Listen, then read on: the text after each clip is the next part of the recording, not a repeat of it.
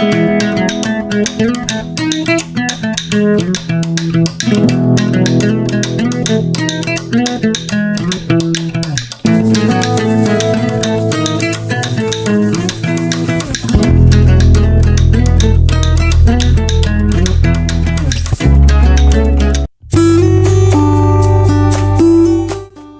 Guys, আশা করি আপনারা সকলে ভালো আছেন। আবার একটি নতুন ব্লগে স্বাগতম। গাইস, দীর্ঘ অনেকদিন পরে আবারও আপনাদের সামনে ফিরে আসলাম কক্সবাজার সিরিজের নতুন একটি ভিডিও নিয়ে। গাইস, আজকে এই ভিডিও হতে যাচ্ছে কলাতলি বিচ থেকে পাটুয়াটেক লং ড্রাইভ অর্থাৎ মেরিন ড্রাইভের মাধ্যমে।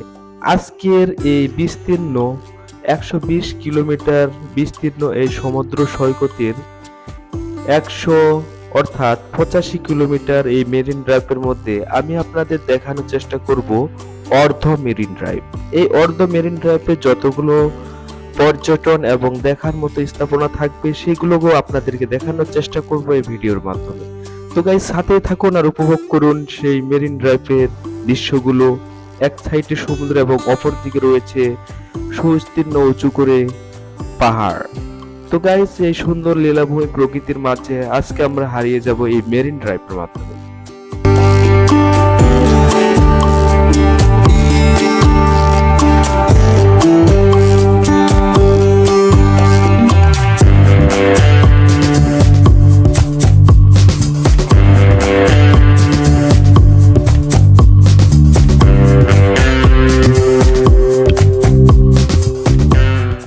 গাইস, এরকম সৌন্দর্য কার না ভালো লাগে। একদিকে রয়েছে অসীম জলাধর এবং অপোজিট সাইডে রয়েছে মাথা উঁচু করে দাঁড়িয়ে থাকা পাহাড় পর্বত সমূহ, এবং তারই মাঝে আমরা বিজনেস ক্লান্ত দিনে এই রাস্তা ভেজার মাধ্যমে সামনে এগোচ্ছি। পাশে দেখা যাচ্ছে বিভিন্ন আবাসন, সেই সাথে কটেজ এবং হোটেলগুলো এবং নতুন কিছু কনস্ট্রাকশনের দৃশ্যগুলো।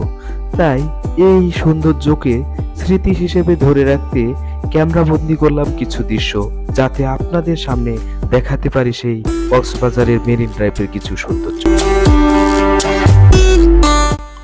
আমাদের মেরিন ড্রাইভের প্রথম পর্যটন কেন্দ্রটি হচ্ছে হিমছড়ি জাতীয় উদ্যান। হিমছড়ি জাতীয় উদ্যানে দেখার মতো দুইটি নিদর্শন রয়েছে। একটি হচ্ছে হিমছড়ি ঝর্ণা এবং আরেকটি হিমছড়ি সৈকত ভিউ পয়েন্ট। তো গাইজ, আমরা 30 টাকা টিকিট কেটে প্রতিজন এই হিমছড়ি পর্যটন ইকো কেন্দ্রে প্রবেশ করলাম। সুন্দর এসএজের রেলিং বেয়ে আপনার পাহাড়ের উপরে উঠতে থাকবেন, এবং আপনার যদি ড্রোন না থাকে তাহলে কোনো টেনশনের কারণ নেই। আপনারা এখান থেকে এই হিমছড়ি পাহাড় থেকে সৈকতের আপনি ড্রোন ভিউটি দেখতে পাবেন। তাই 30 টাকা বা 40 টাকা টিকিট কেটে আপনি এই আনন্দটি উপভোগ করতে পারেন। তা চলুন গাইজ, আমরা হিমছড়ির পাহাড়ে উঠি এবং সমুদ্র সৈকতের ভিউটি দেখে আসি।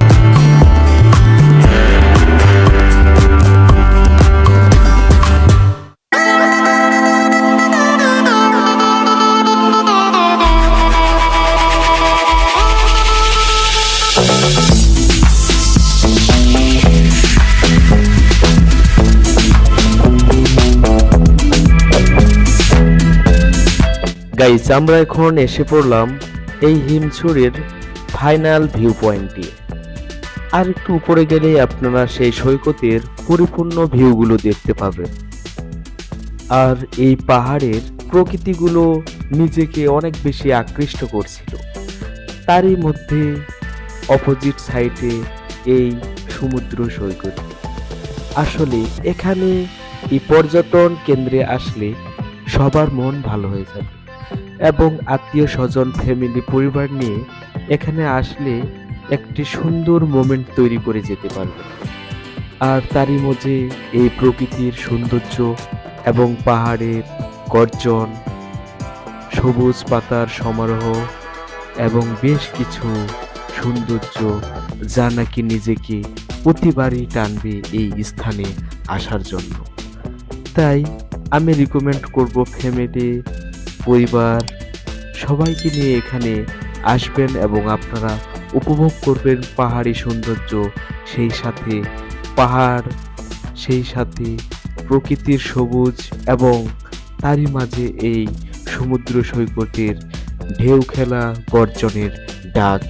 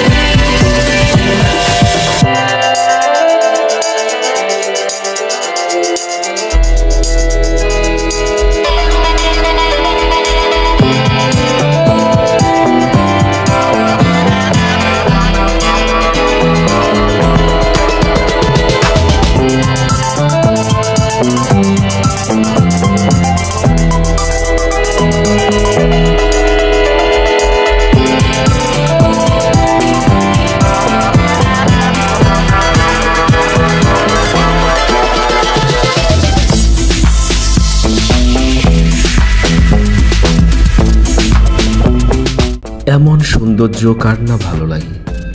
এই প্রকৃতির অপরূপ সাজে সজ্জিত এক প্রকৃতির দান এই নদ নদী। আমাদের বাংলাদেশ কত না সুন্দর, রয়েছে সবুজ, রয়েছে নদী, রয়েছে বিভিন্ন প্রজাতির জাতিগোষ্ঠীর দেশ আমাদের এই সোনার বাংলাদেশ। তাই প্রতি মুহূর্তে এরকম প্রকৃতি এবং এই কিছু সৌন্দর্য প্রতিবারই আমাকে টানে এই সকল স্থানে, আমি যেন আসি এবং উপভোগ করি এই প্রাকৃতিক সৌন্দর্য। স্রষ্টার সৃষ্টি অসীম, তার তুলনা নেই। তাই আমরা এখন থেকেই বলতে পারি স্রষ্টা কত না সুন্দর।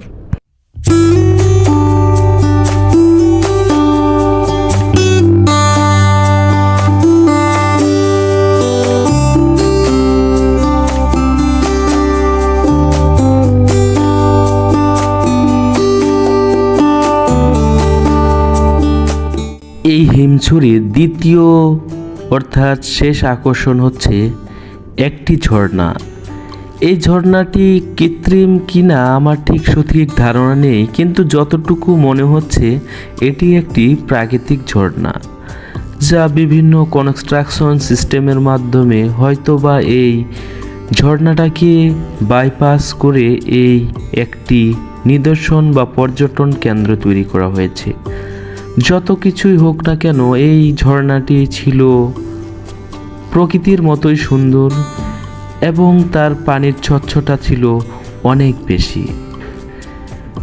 তারপরে এখানে ভ্রমণে এসে মনটা অনেকটাই ভালো হয়ে গেছে, কারণ বৃষ্টিস্নাত দিনে এই সকল পর্যটন স্থানগুলো দেখতে অনেক বেশি সুন্দর হয়ে যায়, কারণ প্রকৃতি বৃষ্টির কারণে এক অপরূপ সুজে সেই সাজে সাজে, যা সবাই পছন্দ করে। এরই মাঝে ওখান থেকে বের হয়ে আমরা শুরু করলাম আমাদের মেরিন ড্রাইভ রোডওয়ে। সাইডে রয়েছে ঝাউবন এবং অল্প দূরত্বে গিয়েই উপভোগ করলাম ঝাউবনের বহির্ভূত কিছু সৌন্দর্য। বেশ কিছু কারণে এই ঝাউবনে প্রবেশ করা যায়নি, বন্ধ ছিল এই ঝাউবনটি। অন্য কোনো এক সময় দেখানোর চেষ্টা করব এই ঝাউবনের সৌন্দর্যগুলো। এখন গাইস চলুন আমরা উপভোগ করতে থাকি মেরিন ড্রাইভের বেশ কিছু দৃশ্যগুলো।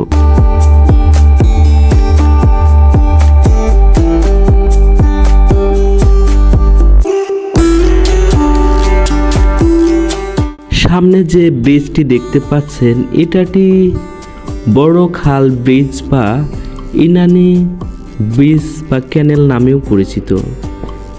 এই ইনানি ব্রিজটি সৈকতের সাথে সংযোজন বা জোড়া হয়েছে। তার সামনেই রয়েছে ইনানি ব্রিজ। ইনানি ব্রিজ বিখ্যাত বেশ কিছু লাল কাঁকড়া এবং মাছ ধরা ডিঙ্গি নৌকা নিয়ে, যে নৌকাগুলো নাকি উভয় সাইডে আপনারা দেখতে পাবেন যে পাখির ঠোঁটের মতো বাঁকানো থাকে, আর এইগুলো মাছ ধরে জেলেরা। তো এই ডিঙ্গি নৌকাগুলো নিয়ে যারা মাছ ধরে তাদের জন্য এই নৌকাগুলো বিশেষভাবে তারা তৈরি করে নিয়েছে।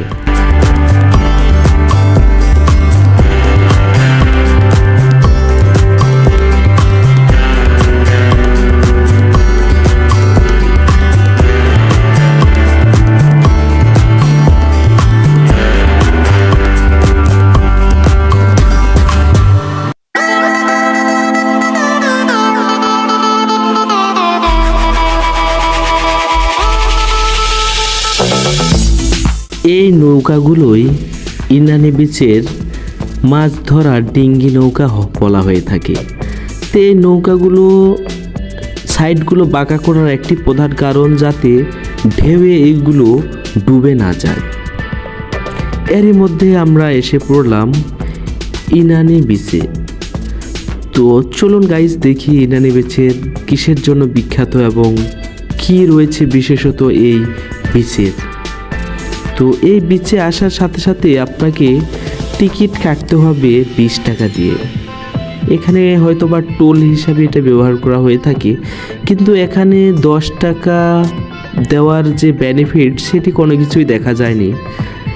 যাই হোক, আমরা যেহেতু এক পর্যটন কেন্দ্রে বা এক সৈকতে ঘুরতে আসলাম, 10 টাকা কোনো ম্যাটার করে না। আমরা এই সৈকতের সৌন্দর্যটুকু আমরা মনে ধারণ করি। এই ইনানি বীচটি এই কোরাল স্টোনের জন্য বিখ্যাত। এই কোরাল স্টোন বলতে গেলে এটি নাকি মার্স প্লান্টে আছে, কিন্তু প্রকৃতপক্ষে এটা কোনো ধরনের পাথর বলে সম্বোধন করা যায় না। এগুলো দীর্ঘদিন জমে থাকার কারণে রাসায়নিক প্রক্রিয়ার মাধ্যমে এগুলো জমাট বেঁধেছে, কিন্তু প্রকৃতপক্ষে এইগুলো সায়েন্স বা টেকনিক্যাল অনুযায়ী এটি কোনোভাবেই পাথর বলা যায় না। কিন্তু এই পাথরগুলো অত্যাধিক পরিমাণ শক্ত এবং মেটালকে ব্রেক করার মতো ক্ষমতা রাখে। কিন্তু সায়েন্টিফিকলি আমি অনেক জায়গায় রিসার্চের মাধ্যমে দেখেছি এটি কোনো ধরনের পাথর বলে তারা রেকগনাইজ করে না। সো গাইজ, এই পাথরগুলোই এই ইনানি বিচের বিশেষত। সামনে রয়েছে ঘোলাটে পানি, কিন্তু আমার ঠিক জানা নেই পানিগুলো যে এমন কালার হওয়ার কারণটা কি। কারণ অন্যান্য জায়গার বিচের পানিগুলো আমরা দেখলাম স্বচ্ছ এবং অনেকটা ব্ল্যাক টাইপের হয়, কিন্তু ব্ল্যাক টাইপ হয় গভীরতা বা এগুলোর বিশেষতার কারণে। গাইস, আমি আন্তরিকভাবে দুঃখিত আপনাদের সে পর্যটক পর্যন্ত নিতে পারিনি। আবহাওয়া বিশেষত খারাপ থাকার কারণে সে পর্যন্ত আমি আপনাদেরকে দেখাতে পারলাম না। তো গাইস, আজকের এই ভিডিও এ পর্যন্তই রাখলাম। আবারও দেখা হবে নতুন কোনো স্থানে, নতুন কোনো প্লেসে। সেই পর্যন্ত আপনারা ভালো থাকবেন, সুস্থ থাকবেন এবং এই ভিডিওটি লাইক, কমেন্ট, সাবস্ক্রাইব করে সাথে থাকবেন। ধন্যবাদ।